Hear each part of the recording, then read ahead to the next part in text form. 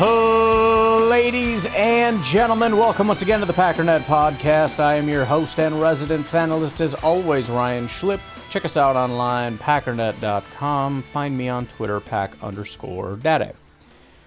I want to start off, we got a little bit more info on the Jaire thing, which we're going to get into and whatnot. But as I was laying upstairs, I got home and I'm just so dead tired, just laid down, half asleep.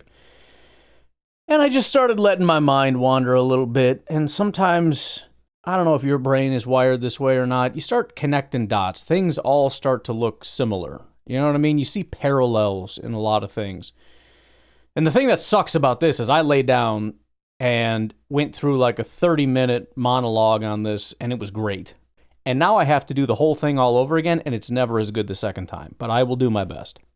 But I've been kind of just wildly throwing punches at different things, whether it's biased Bears fans or negative Packer fans or even positive Packer fans at times, or just random stupid takes that people have. People putting up ridiculous statistics to make Rodgers look better than he was last year. And again, I don't think Rodgers had a bad year last year, but people are trying to say he's one of the best quarterbacks, putting him up there with Mahomes and C.J. Stroud as though that means it's whatever. You've heard it, right? I started thinking about conspiracy theories and conspiracy theorists. And the one thing I noticed is no matter how stupid you think these people are, and there may be exceptions, a lot of the time, if you're not educated on a subject, you'll find that these people are very well educated. They handle themselves extremely well in debates. In fact, a lot of times they get frustrated because the right side loses and the wrong side wins, which can happen. It's not, winning the debate doesn't necessarily mean you're right.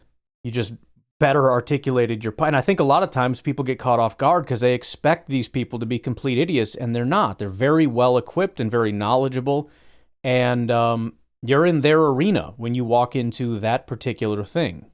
But really, with all of this stuff, what you realize, and it doesn't matter what the issue is, and I'm trying to tread lightly here because obviously some of this stuff is recent and it's heated and all that stuff. But you notice that all they're really doing is cherry-picking data. They could lay out, if you gave them an hour to lay out their case, they could lay out an extremely convincing case if you're not educated on the subject. I would lose a debate to lots of people. I am a Christian. If I debated a actual atheist debater or whatever, he would run circles around me and make me look like an idiot. Probably knows more about Christianity than I do, and would probably throw that in my face. But the problem that people fall into, and I don't think it's necessarily like some kind of a devious trick, I just think people go about finding things the wrong way, and they start from a standpoint of wanting to believe something for a variety of reasons. It's sometimes more obvious in certain situations. Like, it's not hard to figure out why Bears fans consistently come to the conclusion that their quarterbacks are really good and their team's going to be really good and all this stuff. They're essentially conspiracy theorists, and they can articulate that point quite well. The only reason it sounds stupid is because we've been listening to the same lecture for 5 years now. But if you're not educated on the issue, if somebody came into this with not a lot of knowledge, and a Bears fan laid out the case for why Caleb is actually going to be very good this year and why the Bears are going to compete and potentially be the best, they could, certain Bears fans could absolutely lay out that case, just like Packers and Lions and Vikings fans could do the exact same thing. But the question is, why is it that Bears fans consistently come to that conclusion? And it's because they start from the standpoint of wanting to believe it. Now, with some of these other conspiracy, it's not that hard to figure out, but it's a little bit less straightforward, whether it's, a distrust of institutions or a distrust of government or a distrust of certain foreign entities or the police or parents or whatever, right? There's all these different things that could lead you to want to come to certain conclusions. And then at that point, it just becomes a fact-finding mission. And then it's just a combination of finding good data that supports my thesis, as well as finding data that's maybe a little accurate but misapplied. That could be kind of like the Aaron Rodgers next to Pat Mahomes thing, where it's like, oh, look, he looks like Pat Mahomes. There you go. What do you think about that? When in reality, you look at it and go, well, Mahomes didn't have that great of a year is the problem. But you can twist that if you're slick and if you're quick, and again, if people are not as educated on certain issues. And then there's just some completely falsehoods, depending on the conspiracy. There's always going to be a mix of a lot of fake, false nonsense. And of course, when that gets addressed, there's two things. Number one, oh, sure, yeah, I trust that source that says that that's not true. Yeah, right. And then there's always, yeah, but look at all the other stuff, which of course is just a collection of things that support what I want to believe. And I guess all I'm saying is I feel like I confront this 24/7. Positive fans do this, negative fans do this, Bears fans, Packer fans, everybody does this. And I will leave a lane for positive Packer fans to just go be positive and be silly. I think that that's your right as a fan to just be a fan. As long as we kind of acknowledge that, I don't really care. This is my guy. I support him. I think he's going to be great. Based on what? Based on the fact that I support my quarterback. Now, it's still dishonest to go out and just cherry pick data and then try to actually argue with people about stuff. That's a little silly. But to sit there and say, I believe because I believe, that's okay. That's what you're... Negative fans, I'm not giving you that lane. That doesn't make any sense. I just think everybody needs to do a better job. And some people, this is how they make their money. The national media people who just start saying random crap. You can't really expect them to be honest or whatever. I don't know why they have platforms or why people listen to them or engage with them or whatever, because they're just complete clowns. But this is the world today, I guess. And again, it does kind of make sense, because I feel like that's what most people do. We start at the conclusion and then work our way back. And so you have these people who just walk into an issue, I don't know, who's going to win the NFC North? And somebody just says, Lions. And then they start thinking of reasons why. They go from their gut, and then they go, yeah, well, they won it last year, da, da, da, da. And they can make articulate points or whatever. But this is just kind of the way most people operate. You start from the conclusion. Here's what I think. And then I figure out why I think it. This is not opinion. This is just the reality. If we want to do things the right way, we need to look at any question and say, okay, how do I answer this question honestly? And then walk into it, set up your little test, all your beakers and your test tubes and all that stuff, and you get it set up for the tests, and you run it through the test, and the outcome is the outcome. And if it's not what you like, then too bad. When somebody throws out there, hey, Caleb had a historic season because he threw these very low amount of interceptions. Very historic to have that low amount of interceptions. Are you telling me that your entire criteria for judging a quarterback is and always has been how few interceptions they throw?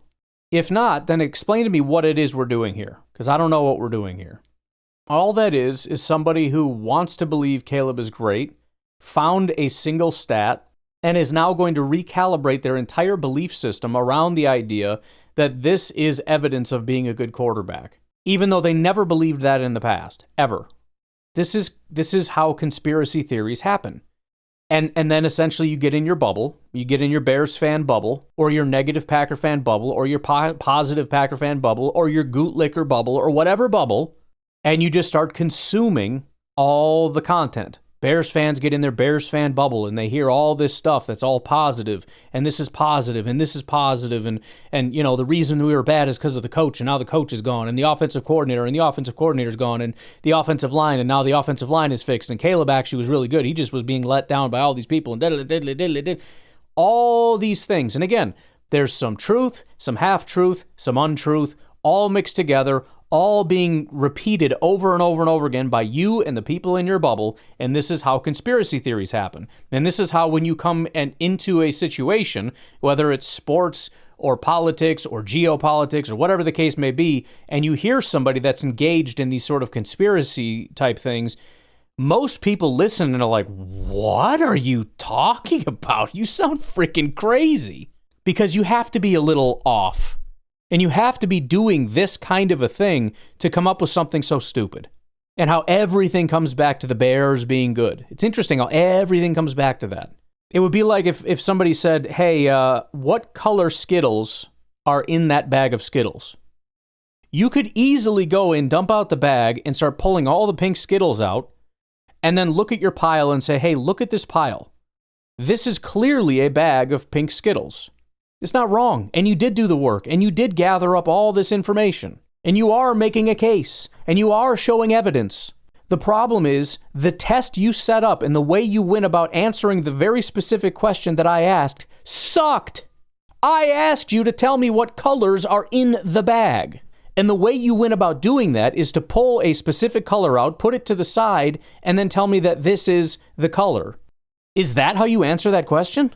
No, you answer the question by opening the bag and just listing off the colors. Maybe you dump them out so that you can make sure you don't miss any. You can separate them into colors, but then you go through all the colors. That's how you properly answer that question. And so I don't mind, like if you don't like PFF, don't use PFF. If you're a film guy, if you're a DVOA guy, if you're a PFF guy, if you're whatever it is, just have a consistent standard of how things are. Be willing to change your mind and be open to, maybe this metric is better or here are the downsides of it. In fact, actually taking multiple data points is the best way to do it because it starts to paint a picture. But have a consistent standard and stand on that standard. And when somebody you like drifts below that line, you have to change your mind. Don't change your standard. Don't change the test. Keep it exactly where it was and just acknowledge this is bad. It got worse. Same goes for negative fans. Have a consistent standard of what is good. And of course, I don't know that, their standard is, well, win Super Bowls. Okay, well then you again, you're just pulling the pink things out. You suck at setting up a test. You just do.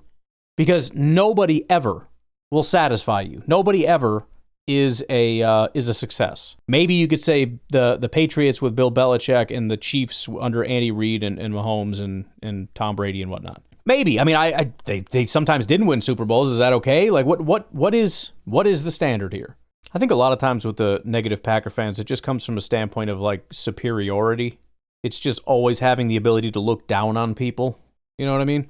Because nobody will ever reach the standard, and so it's very easy to set a bar way too high. Nobody can jump over it, and then you look down on them and say, you're a failure and should be fired. You're not good enough for me. And that's kind of just the whole game, I think, with them, which is just stupid and obnoxious. Oh, New Berlin Eisenhower wins program first state baseball title on walk-off double by Sam Herthy. I didn't go to Eisenhower because I didn't go to high school when I was living in New Berlin, but I had family members that all went through Eisenhower. I did go to school in New Berlin for a little while, but it was elementary school. But that's cool. Congrats, Eisenhower. But I think the main thing that I need to do, again, number one, I'm imploring you to listen to what I'm saying and try to go about things that way. There are metrics out there. You don't have to pay for PFF. I like PFF. I know it's flawed. I know everything is. Tape watching is flawed. This is all the tape watchers believe tape watching is the best, even though you don't know how to watch tape. Some people do. The thing I'd mostly hate about the whole watch tape thing is it's a cop-out. Because all the evidence in the world means nothing. There's nothing you can bring to the table, to the tape watchers. You can bring out all the data that exists in the universe that all points to one picture, and they'll laugh at it and say, you believe the stats, watch the tape. I watch the tape and the tape says that he's good. It's a cop-out. That's all it is. Most of these people do not watch tape. They watch football on Sunday. That's not watching tape. That's a different thing. You have to go back. You have to preferably watch all 22, and then you have to actually know what you're looking at. And the problem is, and even the honest, professional football players who are honest and watch tape will tell you, even they can't do it because they don't understand exactly how these people are coached to do their job. So they can give you their best guess on how things are supposed to go, and it's a very educated guess, and they can get it right with a high probability, but they don't know. It's kind of the same as PFF, right? Where it's like, well, it's flawed because you don't know the actual calls. Same with watching the tape, actually. Same thing, which is exactly what PFF does. They watch the tape, but they're not sure, just like when you watch the tape and are not sure. And I'm not anti-tape in any way. I think it's great. I hate that is everybody's cop-out. People that do not watch tape will not listen to what you say because watch the tape, bro. So, number one, don't be that person. Be somebody that's actually curious. And again, if you want to just be a positive fan, go, that's fine. You can You can absolutely do that. I would encourage you to not do the thing where you actually try to just cherry pick data and then go out and argue with people. That's a little dishonest, you know? It's dishonest and you're incorrect. And now I'm going to make fun of you a little bit, and I don't want to do that because you're just trying to be cool and have a good time, and that's fine. So nobody should be out there pulling out the pink Skittles. Nobody should be doing that. That shouldn't be a thing. So number one, I'm imploring my audience to not do that, to try to set up some kind of a standard. If you don't have PFF, you don't have to use it. Pro Football Reference has a ton of data. They also now have advanced data. They've got a lot of really good stuff on there. Not just advanced metrics, but they have a thing called AV. Certainly not perfect, but it's meant to be sort of an overall all-encompassing metric, so you can use that as your all-encompassing metric. Again, DVOA, it does cost a little bit, but not as much as PFF. If you wanted to get into looking at DVOA, I think it's a decent enough metric. You've got all kinds of stuff. Now that you have AI, spend 5 minutes, 10 minutes, just going back and forth with AI, being like, look, I want to kind of set up a metric for how I determine whether or not these players do a good job. I'm not going to spend a bunch of money on PFF, blah, blah, blah. What are some of like the statistics that can kind of point me in that direction just so you know what I mean? It's not that hard these days. It's not 1984 where you have to order a magazine and do whatever they say, and then you got ESPN just watching highlights on a loop. We have an unbelievable amount of data at our fingertips. There's no excuse for us being stupid anymore. There's no excuse. There's no excuse for us being fat anymore either, which is why I'm working on it. I've got an AI personal trainer. I've got an AI dietitian. But really, I mean, anything you want is at your fingertips. There's no excuse anymore. The second thing, aside from just imploring my fan base to try to go about things differently, don't go the conspiracy theory route. Go the investigative route where you set up a standard first and then get into it. And then, the what it is what it is. On my side, I want to kind of set up just a very consistent standard of I'm not going to take you seriously if you do this. These are the kinds of things and arguments and things that I will take seriously. These are the ones that I won't. Now, I still have to engage with it because making fun of bad takes is kind of my shtick, but I do need to work on that. Just having a very simple test of, yep, that doesn't pass. The argument just immediately doesn't pass. I don't even need to get into it just because of the way you formulated it. Caleb is great because of the interceptions. Nope, fail. That's not how thinking works. That's not how that goes. I'm sorry.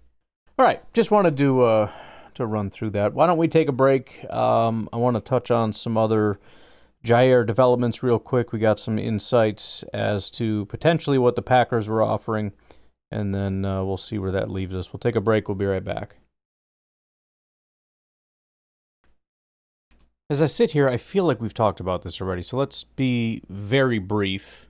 Sorry, I can't remember.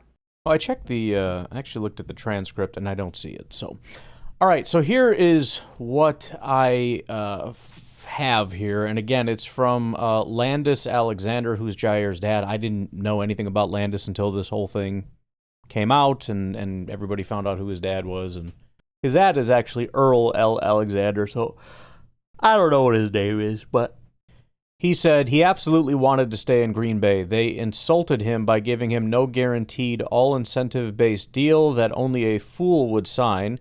It was never about refusing to take a pay cut or thinking he was worth more. He knows he's worth more, but he also knows he's been hurt. Okay. And then he says, it was 4.3, all incentive-based, with more game incentives to take him to 6, which is a weird way to structure that sentence. Why would you say it's 4.3 in incentives and then also up to 6 in incentives? Isn't it just 6 in incentives?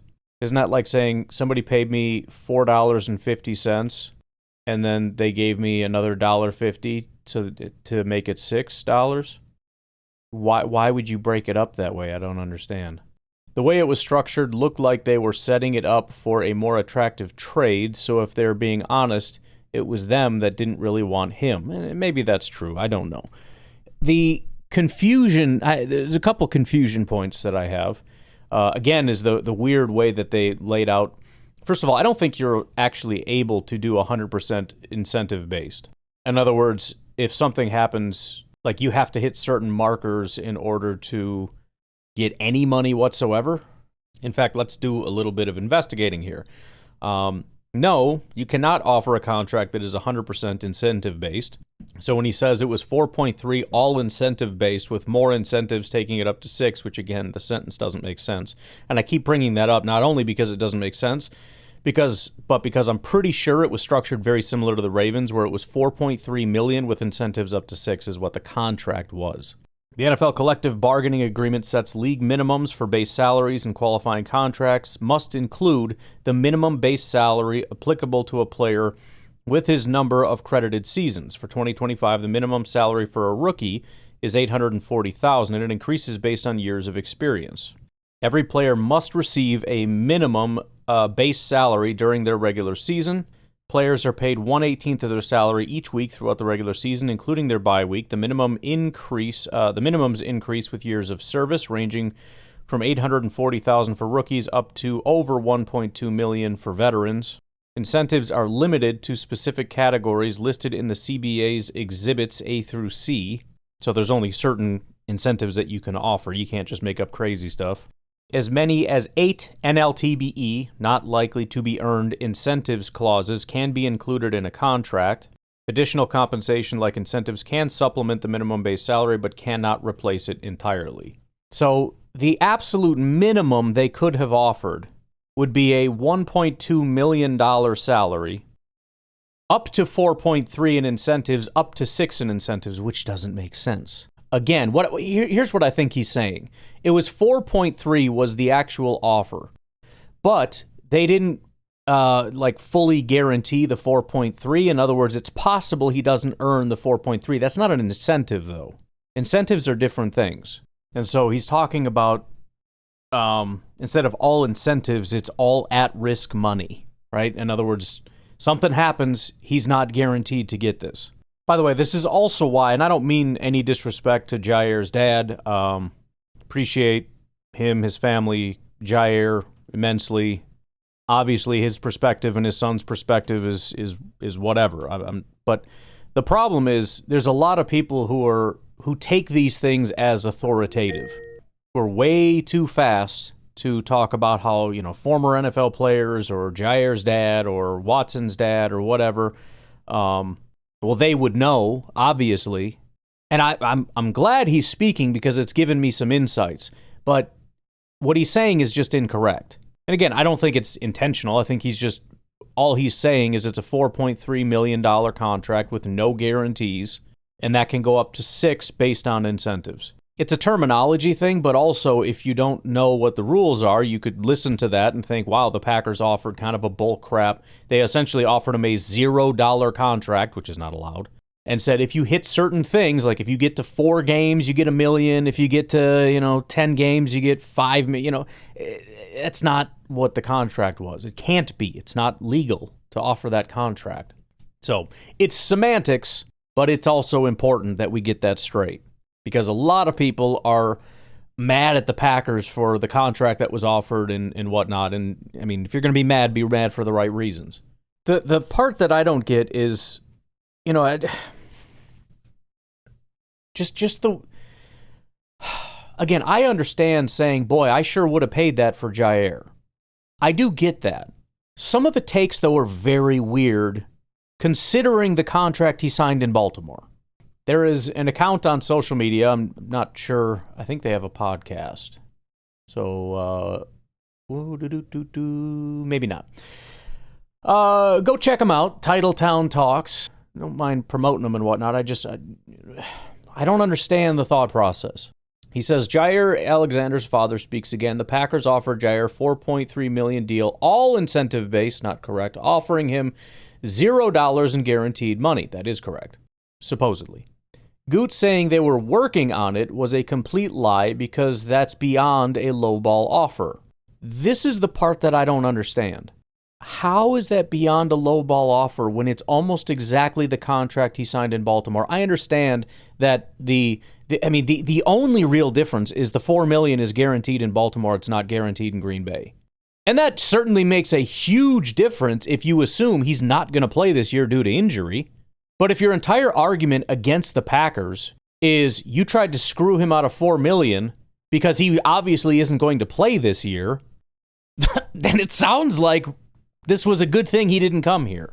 If he's going to be healthy, then it's the same contract he signed, and it's not a lowball offer because nobody that I'm aware of offered him a penny more than $4 million plus a couple million in incentives. It's not below a lowball offer. It's his market rate as defined by the market. He goes on to say, we now have Bo Melton taking snaps at corner, Keyshawn as our CB1, Hobbs, who has missed one less game than Alexander in the last few years, Valentine, and King. If we don't make a deep run next season, Goot needs to be let go. Enough is enough. Okay, the Packers offered Jaire a contract that is pretty much on par with what Jaire's worth, so we have learned. Bo Melton's taking snaps at corner because we have too many wide receivers. He's not going to make the team. Keyshawn Nixon is CB1. He was last year as well. As for the Hobbs thing, I think it's a fair critique to say you went out and got a guy that seems to have some injury issues. Characterizing it as missed one less game than Alexander the last few years, let's be a little bit specific here. We got a little side-by-side comparison. The years are different because Jaire started in 2018, Hobbs in 2021, so we're kind of going back and forth between totals and percentages and whatnot, so just keep that in mind. Jaire averages 5.1 missed games per year. Nate Hobbs averages 4 missed games per year. Jaire's availability 69% compared to Nate Hobbs at 76.5%. Jaire missed 36 games in 7 seasons. Nate Hobbs missed 16 in 4 seasons. Recent trends, so from 2022 on, Jaire was missing 7.3 games per year. Nate Hobbs 5.3 games per year. So 2021, Nate Hobbs played all 17 games. Jaire missed 13 games. In 2022, I think this is the only year that Jaire outplayed him. Jaire missed 2 games. Nate Hobbs missed 6 with a broken hand. 2023, Nate Hobbs missed 4. Jaire missed 10. 2024, Nate Hobbs missed 6. Jaire missed 10. So it's a lot bigger difference than one less game than Jaire Alexander. Jaire missed 27% more games than Hobbs. His injury trend was getting significantly worse. He had persistent issues with shoulder, groin, and knee injuries, suggesting multiple problem areas, while Hobbs' injuries have been more isolated incidents, like a broken hand. That's not like a recurring thing. It's a fair critique to say the dude's hurt a lot, but we're kind of making it seem way worse than it is to try to prove a point. Book of Eli on X says, according to Jaire's dad, the Packers offered $4.3 million with zero guarantees. They couldn't have expected him to take that. Comments below that's crazy pay cut. I can see why he went to Baltimore. In other words, the Packers made Alexander a total POS offer. They didn't want him back. That offer was just so that they could say that they offered him, which is a silly thing. They don't offer contracts to people who they don't want to offer contracts to because they could say yes, and it's a waste of time and energy and effort. They just get rid of you. But again, all these comments are just weird because he signed a contract for $4 million. I understand there's a difference between no guarantees and guarantees, but what actually do you think he's going to play and earn as a Packer compared to a Raven? And again, remember, the lower the number is so that you can prove that there's this huge gap, which there can't be because it's $4 million. It's almost no money in NFL money terms. But the less money you say he'd probably earn in Green Bay, the more you're saying he's hurt and shouldn't have been here anyways and certainly shouldn't have been offered a bigger contract. The more you say he would have played, the more it's the exact same contract. People who saw the contract he got in Baltimore are saying that the Packers weren't being serious and offered him a nonsense offer because they offered him 4.3 and he signed for 4. What are we even talking about? And again, it's not crazy to say we're not guaranteeing this because the entire problem is his availability. If you're saying, I'm going to play, I'm going to be on the field, great, then we've got no problems. If you're saying I'm not signing that because I don't believe I'm going to be on the field, then I don't want you to sign it. This is a bet on yourself contract. If you're telling me you're going to be on the field, then sign this contract. If you're not, again, then I don't want you to sign it. But again, the larger picture here is that the market for Jaire dropped to $4 million. Which is a shocking reality that a lot of people can't just seem to wrap their heads around. Like, he literally signed for $4 million, And everybody just like blanked it out like it didn't happen. And then they look at what the Packers offered and they're like, I can't believe they offered him $4 million. He signed for that. And again, if I was the GM, I would be the only idiot in the room. As 31 teams are like, I'm not giving that dude more than $4 million. I'd be sitting there going, I mean, Jaire, look, we got to work something out here, bro. Do you think we could do like a pay cut and get you down to like 10? You know what I mean? We'll get some guarantees in there. I'd be offering him way too much. And then I would think I got to steal. And all the fans would think I got to, like, it's a great deal. It's a great pay cut.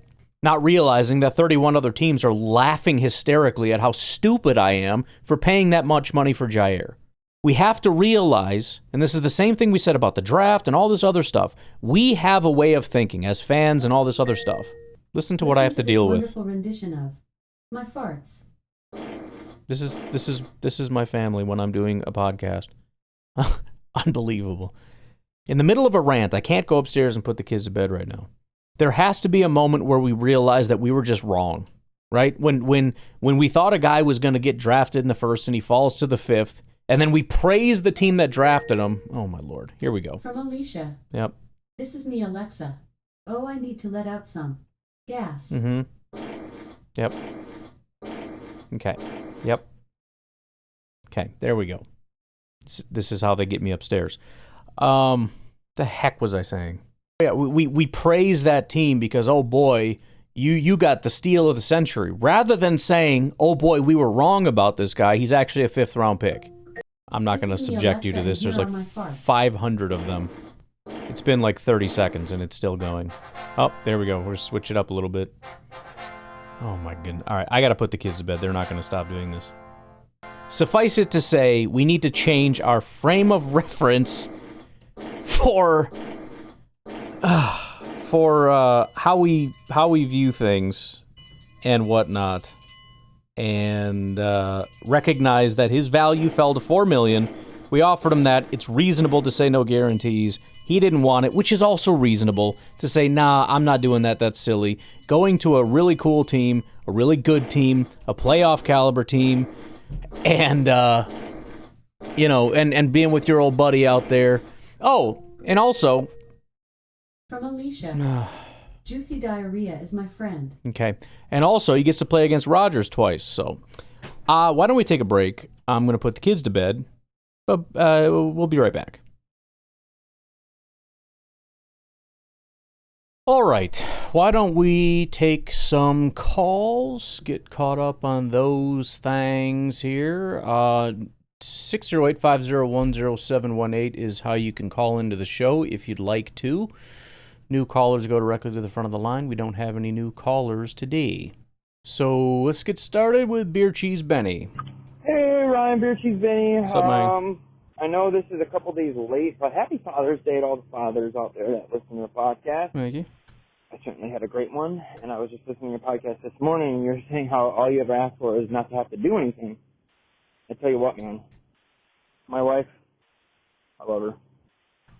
She didn't make me do anything. It was amazing, man. Nice. All I should have to do on Father's Day is watch the Brewers game, which I did, and they won, and that was a great Father's Day gift, and racing. And that's all I did. I sat there. I had a couple of adult beverages, and that was great. And I got some presents. I really don't care about all that, honestly. It's just show me some love. Show me that you love me. Yeah. And appreciate me, and leave me alone, and don't make me do things, because it sucks. Anyways, see you later. Oh, it's funny because it's true. Look, I want my family around. Don't get me wrong. I'm not saying, like, leave the house and leave me alone. Just, don't have expectations for me. You guys do whatever you want. Let me do whatever I want.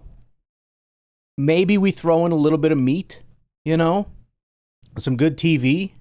Like you said, if you're a Brewers fan or, if there's a Packer game on, although that applies Father's Day or not. Obviously, there's no Packers game on Father's Day, but that's just a rule. You be quiet and eat good food. But, yeah, man, it's just, I feel like we're pretty simple. It might not be the most, I don't know. I whatever. It just take it as we're simple people. I know there are some wives who don't like that. My wife is, I mean, again, 10 years or 10-ish, 10 and a half years. Things evolve over time. There was a time when we're not doing anything was not an option. We're going somewhere. Where are we going? We're doing something fun for Father's Day, which isn't for me, it's for everybody else, which was annoying. Now it's kind of the point where it's like, maybe we'll do something for the family and allow them to put on a good Father's Day show, and everybody gets to have a good time at Father's Day. And then sometimes I just don't feel like it. And it's like, I think I am going to be selfish, and I'm going to take a present. And my present is going to be, I'd rather not go anywhere, if that's okay. And it is okay now. Again, it took a while, but we're here now. But it's just funny hearing you say that, because it sounds insensitive, but it's just the reality. All I want is peace and meat, or watch TV, play video games, whatever your thing is. Grilling outside. I don't need anything else. I don't even necessarily need the meat. It's a great present if you want to provide it, or just let me go buy some. It doesn't have to be expensive. I mean, I'll obviously take a steak on Father's Day, but I'll eat some pork loin, some chicken thighs, which is what we had today. Just one of the best. I love it. Undefeated. But yeah, man, that's it. What if we just relax and didn't do anything today? Wouldn't that be great? That's what I want for Father's Day. Just more Caleb Williams stats. So, okay. PFF, we actually look at all their offensive linemen and all their sacks on the list. Yeah. When you go to the pass blocking, it's 41 when you include everybody. But I thought they had 68 sacks or 66 sacks or something. So that was the first one, and then I think it was PFF, but I'm not confident on this. I saw it on Instagram for Football Forever, but 13 unblocked sacks. That doesn't sound like 40. Doesn't sound like 50. I would imagine that 10 would be a very average number, right, for unblocked sacks for teams, because most teams, their sacks just happen by mistake, right, where somebody messes up an opportunity and somebody gets a free run. I wouldn't imagine, maybe 8 would be your average number, or 7 be your average number, but 13, yeah, that's pretty bad, but it's not, it doesn't explain all their problems. Right. If you're just quickly running back and forth, or you're not operating a certain way, it seems like a lot of these sacks, there's somebody at fault here, and it might not be the offensive line. To be honest, I went back and watched it. They suck, but it's not the worst offensive line I've seen. I've watched probably right now, I think I'm at 5 games where I went back and I watched every offensive play. Sure. And it's just, the thing is, it's just anytime anything happens, he just starts running. So it's hard to blame the offensive line and truly understand what's going on, because the play just breaks down because he just starts running. So, Caleb, keep doing what you're doing, bud. Well, yeah, I mean, I think the Bears' offensive line is probably closer to mediocre, maybe on the bottom half of that, or as far as below that threshold of right in the middle. I don't know. The argument isn't they have a great offensive line. It's just that, like you were saying, it doesn't explain the massive number of issues. If you just looked at sacks and then said it was 100% the offensive line's fault and that's all we're looking at, this is not only the worst offensive line in football, it's a historically bad offensive line. And the data, as you pointed out, doesn't say that. It says it's a mediocre to slightly below average offensive line, which indicates there's other problems. And you're exactly right. It's hard to not blame the offensive line sometimes when you look at it, but at the same time, it immediately turns into chaos because Caleb just starts running. And as soon as you, for example, you got guys that are more advanced like Rodgers who know how to manipulate the pocket. You step up, step to the side, step out, and make a play or whatever. But if you're just immediately running straight back or to the side, your offensive line at that point can't be held responsible. They don't know where you are. They don't know what you're doing. And so he's trying to keep this guy from getting inside the pocket. That's his job, because he assumes you're in the pocket. And if you leave the pocket, suddenly that pass rusher has a straight run at you. And if you do that in 2.5 seconds, then yeah, the pressure was coming at you in 2.5 seconds, but it's your fault. There's also a huge disconnect between pressures and sacks. And we kind of talk about that when it comes to pass rushers. Some guys just don't seem to have a very high sack rate as opposed to, their pressure rate, and that may have something to do with their play.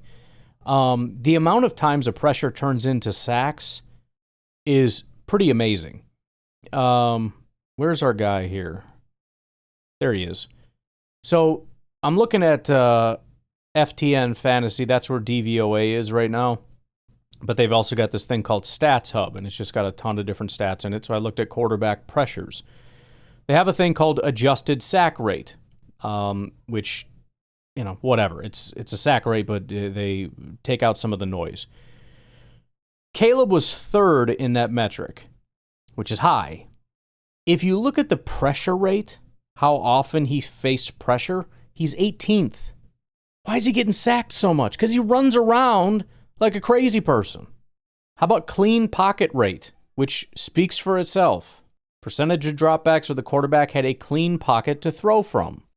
Now again, if the sacks are telling us the story, then Caleb should be number one on this list in terms of, I sorted it from lowest clean pocket rate to highest. Caleb is not number one. He's not number 2, 3, 4, 5, 6, 7, 8, 9, 10. Deshaun Watson is just the worst in all of these categories, just getting wrecked behind his offensive line. Then it's C.J. Stroud, Drew Luck, Russell Wilson, Will Levis, Sam Darnold, Matt Stafford, Spencer Rattler, Drake May, Geno Smith, Dak Prescott, Gardner Minshew, Patrick Mahomes, and then Caleb Williams. He had the 14th worst situation. I'm sorry, cry me a frickin' river. Interestingly, Aaron Rodgers had one of the best situations. That's kind of interesting. He's going to Pittsburgh. Who was Pittsburgh? Where is that? Pittsburgh had the 4th worst situation. So that could be a problem for Mr. Rodgers. Again, this could be quarterback related. Rodgers knows how to navigate a pocket, all that kind of stuff, whatever. Getting the, time to throw obviously matters. If you hold the ball a long time, you're not going to have a clean pocket. You are going to see pressures. You are going to see sacks, which is a problem, which is why a lot of guys that hold the ball a long time have these issues. But, yeah, Caleb had again, he's right next to Pat Mahomes. So what am I supposed to do? What is the big takeaway here? He's some kind of big victim because he has it as bad as the guy that wins Super Bowls every year? I'm sorry, but my official stance remains cry me a frickin' river. Hey, Baggy. Yo. My damn calls. Seems like they never go through now. You get the intro, you get the 8 back, and you just get silence. So I believe the call I got cut off, I was calling Jaire cancer, and I'm glad that chemotherapy was finished. So there's that. As far as your rant and anger, from what I've learned in my many years of therapy, is anger is a secondary emotion. It's coming from some other feeling that you're ignoring because you're a big strong man, so it just manifests as anger. So I gotcha. But I was gonna say it'd be great if you just quit social media. I did that during Donald's first term because I was fighting with my friends too much. I get it. Got off all that, so now I just do like YouTube and YouTube's great. For the most part. YouTube's a great way to decompress, and I'm such a psycho. I've told you this, guys, 1,000 times. My way to relax and decompress, I go to sleep to this now. It used to be The Office. I go to sleep to police body cam footage. It's just background noise for me at this point. It's freaking weird. Sometimes it's hard to sleep through because you get some of the drunk ones. You get some drunk lady just screeching for like an hour. The amount of people that repeat themselves, by the way, on those body cam things, it's insufferable. And yet I sit and listen to all of it. It doesn't matter they just repeat things over and over and over and over. What did I do? What did I do? What is my crime? What is my crime? What is my crime? Stuff like that. It never ends. And then when they're drunk, they're slurring and they say nonsense over and over and over and over again. And they pee on themselves all the time, which is a super common thing. It's weird. I wonder do the police officers clean the back of those? I think they do. So they got to like hose out the back of their police cars. But yeah, I can't, YouTube is great. I can't, although I can find content to upset me on there. I can't really quit.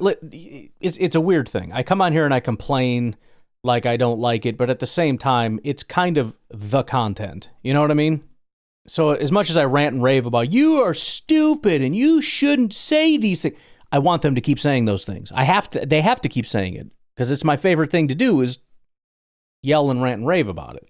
So and I'll, you know, I don't know, maybe Bramble, you don't like it, but it's what I get the most positive feedback from when I'm just very angry for a long time. And it also is just, you know, I mean, I like going through things and information and all that kind of stuff. It's interesting. But maybe you've noticed, tends to be when I have the most passion is when I'm angry. But I'll look into that whole secondary emotion thing. Again, I don't really want it to go away necessarily. I'm not using it in a necessarily unhealthy way. You know, it's not directed at my family or whatever. I'm not an angry person anymore. I used to be more. I'm just soft now, man. I'm just a soft old man. I'm soft and I'm weak and I'm pathetic. And I like it. I'm peaceful. But I have the ability to set myself off once in a while. So aside from maybe being a little harsh towards some people on social media, I think it's pretty well contained. Yeah. Anywho, social media is a cancer as well. Yeah, it is. Adam Shine is great. Been a big fan of his since like 2005 when he was at the NFL channel on Sirius XM. I think he just tries to see how much air he can blast out of that face of his. Anywho, yeah. It's the best way to describe any of this. It's just trying to see how much air you can blast out of your face hole. I'd rather have Matthew Golden, Jaden Reed, Tucker Kraft than Pete Higgins. All right, guys. Bye. Appreciate you, Bramble. Nate, we'll do Nate, and then I think we're going to bounce. What's up, Nate? Hey, Ryan, it's Nate. Just wanted to call in and give a few thoughts because I was listening to your episode about, kind of breaking down, like, why everybody's talking shit about our defense when they actually played pretty well last year. So two things that I didn't really hear you mention. You did talk about Lucas Van Ness, but the one thing that I think a lot of people are kind of forgetting is when we drafted him, he was already just super, super raw. Like he didn't, he wasn't a starter. He didn't really have that many reps. So the fact that he's been, Well, also just, it's one of those weird things, and I hate this generally, but you're going to be somewhat of a project when they start talking about, is he an outside guy? Is he an inside guy? Like, where does he actually fit? As opposed to like a Matthew Gold. Now, I mean, we do talk about that with Matthew. I don't think that's going to be a case. I don't know, whatever. There's other examples where it's just, this is obviously what they're going to do, and that's it. Now, they didn't really put him inside very much, but yeah, just to your point, it just felt like, I don't know, we got to work on this guy. We'll see what happens. Not playing super great isn't entirely surprising. I would kind of think that this year is a prove-it year for him. I agree. I know that's like a prove-it year for like everybody on this team, I feel like. But for him more than most, because like he was showing some things every now and then, and I think this could possibly be a really big breakout year for him. And if that happens, now we've got Lucas Van Ness playing at a high level, and we have Rashawn Gary hopefully bouncing back. That's probably asking a lot, but I'm just saying, like, crazier things have happened. That could happen. We could have two fantastic pass rushers, in which case, if he's got two great pass rushers and, we did some bolstering on that defensive line, I don't know if we necessarily need top elite number 1, 2, and 3 cornerbacks like everybody seems to be wanting us. Like, if you got a good defensive line, that's going to make up a lot for that corner room. So, and a good keep DC. That in mind. The other thing is Eric Stokes. I don't know if he has really gotten a chance to show what he has yet. It's been a lot with him. He had that like gruesome injury.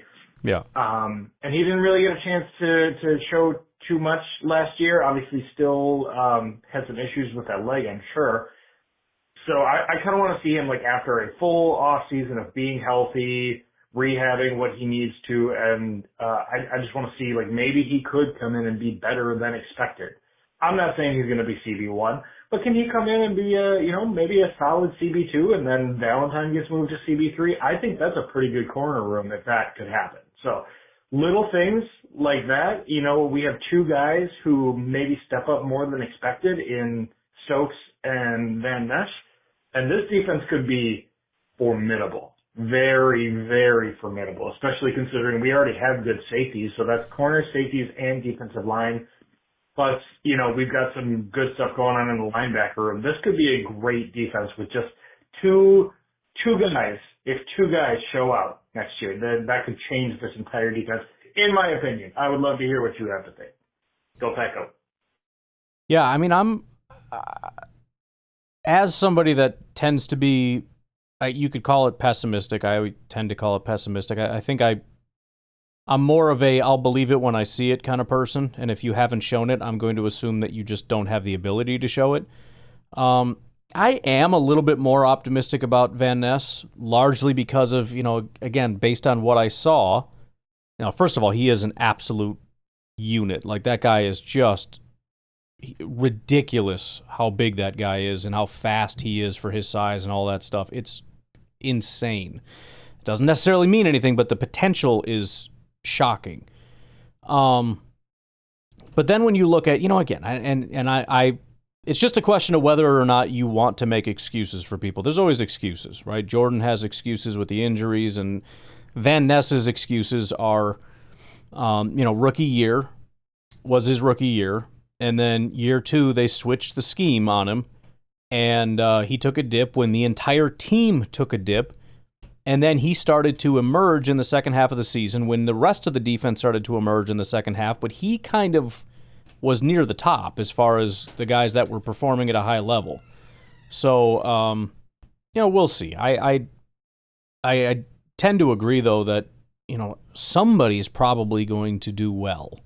And it is kind of, in my mind, an either or. I mean, if Rashawn gets back to being like a top 5 pass rusher as far as, his ability to generate pressure and sacks and all that. If Van Ness, and I agree it's a prove it year, if he just doesn't do it again, then he probably just doesn't have it. But Rashawn's cooking, and that's cool, even though obviously he's not going to be around as long as Van Ness would be, but still relatively young. It'll be all right. And, then we can feel good about Rashawn. Like you said, that's going to take care of a lot of back end stuff. You look at Edgerrin, McKinney on the far back end, the hopefully emerging and growing safeties. The only thing we can't have with this young group is just nobody's really taking a step. And I feel like that's kind of what happened last year, and it's why things were so bad. The pass rushers all went backward, and the corners were just a pile of guys. And Edgerrin was great, but he didn't necessarily take a step. It was like, oh, this guy's awesome. Okay, cool, great draft pick. The rest of the linebackers, maybe you could say Quay kind of took a half a step. McKinney came in year 1, just dominated because he's good. The rest of them are rookies. Like, who was the guy that took a big step? The wide receivers. It was a prove it year for every single one of those wide receivers, and nobody took a step. The tight ends. I mean, Tucker's good. Did he take a big step? I don't think so. He's just Tucker. He's the same guy he was. I mean, I know the stats are different and everything, but did he be? I don't know. Maybe a little bit of a step. Did Musgrave take a step? No, he got hurt again. Did Jordan take a step? Yeah, backward. Did anybody in the offensive line take a step? We have a very young group of people that need to start taking steps forward. And if nobody takes a step forward, we're in a lot of trouble. And we're already getting to the point of having to start replacing people and, rushing out and getting receivers because it's like, okay, nobody took a step. I guess you guys are 2s and 3s, and we'll sort it out from there. But we got to start replacing. Hoping we had something in John Runyon and hoping we had something in Josh Myers, and the guys just never stepped up, and now they needed to be replaced. Sometimes we draft good players, but I'm not super thrilled with the rate. And, again, this is something to maybe try to look into because maybe the Packers' rate is about the NFL average. I don't know, but just from sitting here, I'm not super thrilled with the rate at which guys grow. We talk about like, oh, they're rookies, and then by year 3 they're kind of X, Y, and Z, and it's not usually that clean of a path for everybody. But could it be that path for anybody, especially the early round guys, first, second round picks? You have more ability, and so there should be more upward mobility there. So with additional coaching, you should be taking bigger steps. Some of the later round guys, maybe this is just as good as they're ever going to be. But some of these earlier round guys, we need to start, Jaden, I like Jaden, but is this it, or is there more? Because Jaden pretty much, in my opinion, burst onto the scene and has been Jaden since day one, and he's remained Jaden, and that's a good thing. I like Jaden.